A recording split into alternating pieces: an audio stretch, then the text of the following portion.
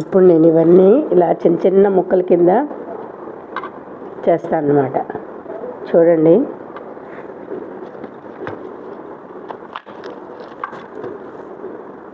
ఈ తొక్కని మనం పులిచేసుకోవాలి.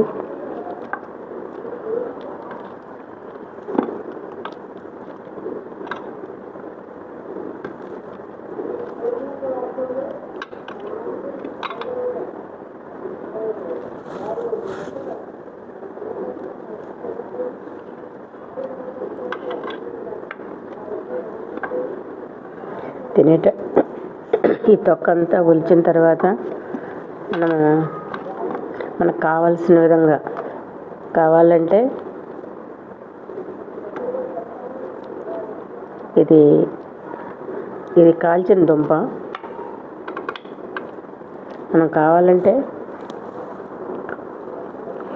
విడిగా కూడా తినచ్చు, చాలా బాగుంటుంది. అలాగే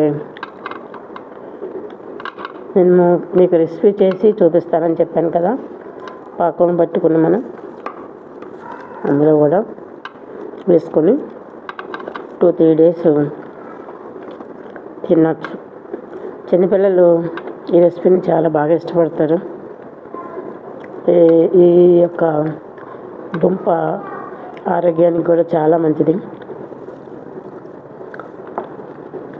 జాయింట్ పెయిన్స్, ఆర్థరైటిస్ ఉన్న వాళ్ళకు కూడా ఈ దుంప చాలా మంచిది.